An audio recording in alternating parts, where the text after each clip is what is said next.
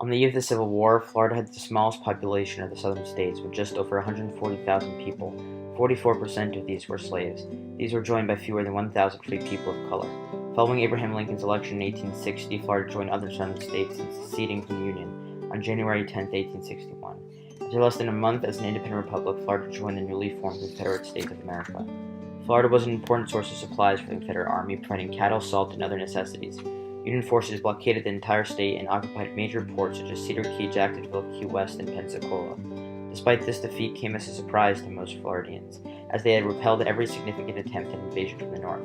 Half of Florida's free population had served the soldiers in the Confederacy. One-third of these soldiers never returned home.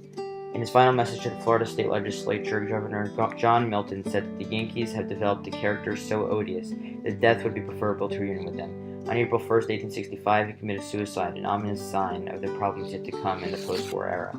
At the close of the war, there were over 65,000 African-American former slaves in the state.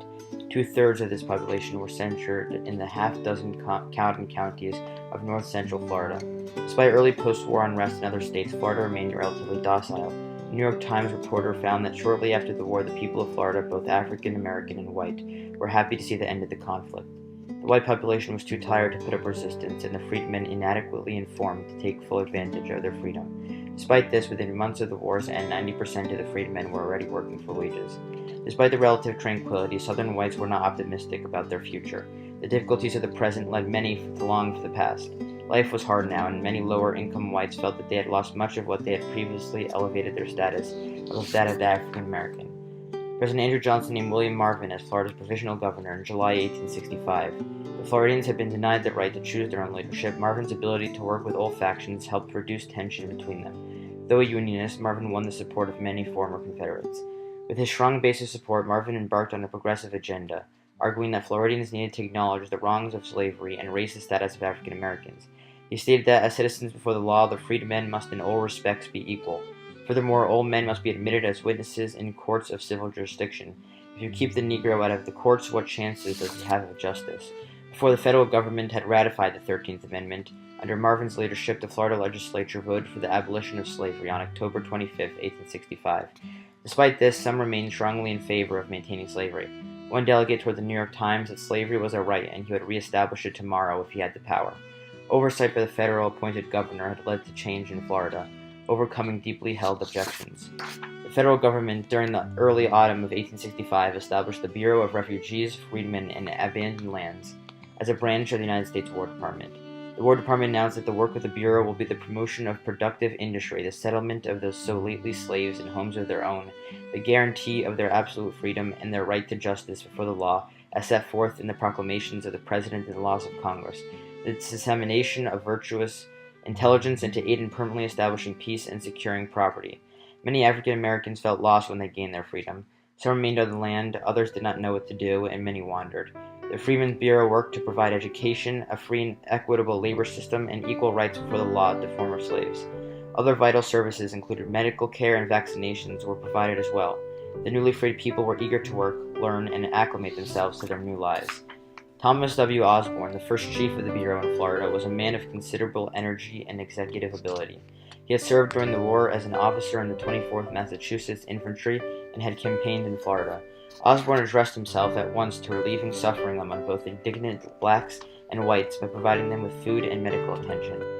Positive changes soon became evident. General James Blair Steedman, upon inspecting the Bureau's work in Florida in June 1866, reported that the freedmen are at work and are liberally compensated. Attempts were made by the Bureau to reconcile the races, at least in the education of children. Integrated schools for whites and blacks were opened, but there was only minimal attendance. The Freedmen's Bureau stated the superintendent of Negro schools to the House of Representatives operated very much like the father's rod over the door in keeping the boys straight. The boys behave themselves because they know the rod is there, rather than because they have felt it much, and so would the Bureau. The people will treat the Negro well and give him a fair chance when they know they have to do it. For all its efforts, this role led the Bureau to be despised by many. As with Provisional Governor Marvin's leadership in the Florida State House, the United States military helped stem racial conflict by neutralizing multiple factions. General Oliver Otis Howard, commissioner of the Freedmen's Bureau, spoke to the members of Tallahassee's African American Methodist Church in November 1865. He advised them to be polite and respectful to the whites, to make contracts with their former masters, and to honor those contracts. These measures helped ease the fears of the white population. The military provided freedmen and their allies with needed protection. The more I observe, the more I am convinced that the presence of a military force will be absolutely necessary for at least 1 or 2 years more, if not a longer period, stated General John Gray Foster in July 1866. Without this military control, the condition of the colored people will be nearly as bad as in the days of slavery, and many ex-officers and northern men now settling and investing capital in this state will be forced to abandon their enterprise and leave. One agent of the Freedmen's Bureau testified to the House of Representatives that he would feel no security if the military were withdrawn.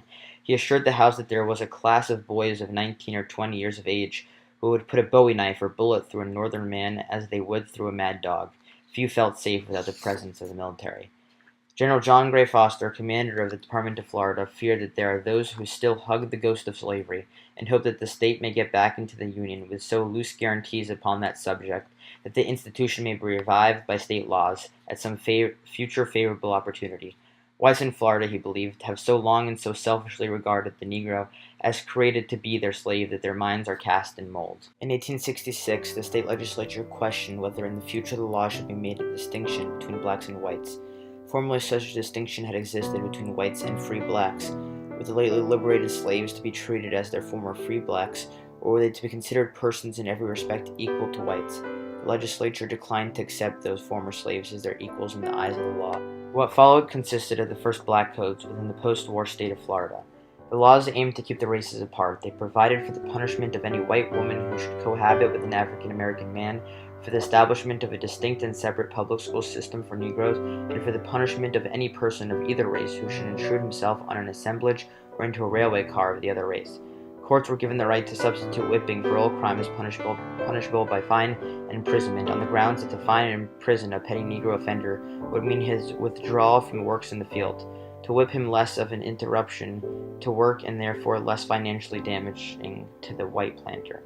The first demonstration of local governance without U.S. federal government involvement led directly to the persecution of the freedmen and showed the reality of deep-rooted racism within Florida. General Israel Vogue's Union commander at Jacksonville divided Floridian whites into three classes: the wealthy and best educated, the partially educated, and the poor whites. The last class, the poor people, hated the freedmen the most. They were idealistic, vicious, and were but little better educated than their former slaves. This class appeared to be more opposed to the Negro than to the Union. As poor as these freedom African Americans, poor whites in Florida were already perpetuating myths of the good old days prior to the collapse of the Confederacy. These men did not look upon slavery as evil, but saw in it nothing but personal pleasure, political power, and social position. Florida was readmitted as a state on June 25, 1868. Assaults on freed blacks were as frequent as ever, and the state courts were so corrupt that hardly any convictions were made. Racism continued to be enacted as policy. Former slaves were not permitted to testify in trials unless an all-white jury had first determined that they were credible. If a contract between a worker and their employee was broken, the worker could be imprisoned. While claiming to make society and law separate but equal, white offenses were often overlooked or given small punishments. In one case, a white man was charged with killing a freed slave and received a fine of $200 and 1 minute in prison. After Reconstruction, conservative white Democrats strove for political power until they regained it in the election of 1877. This was accomplished partly through violent actions by white paramilitary groups targeting freedmen and their allies to discourage them from voting. 1885 to 1889, after regaining power, the white-dominated state legislature passed statutes to reduce voting by blacks and poor whites, which had threatened white Democratic power with a populist coalition. As these groups were stripped from voter rolls, white Democrats established power in a one-party state, as happened across the South. There were men who disagreed with government intervention on grounds other than racism. One citizen of Pensacola argued that the Freedmen's Bureau demoralized the blacks and put an incentiveness on laziness, a common argument against government intervention in economic matters. The events which followed the end of the U.S. federal government intervention in the state of Florida demonstrate that the compromises forced upon the South in the early stages of Reconstruction were necessary for the preservation of peace and the improvement of the lives and futures of the former slave population of Florida.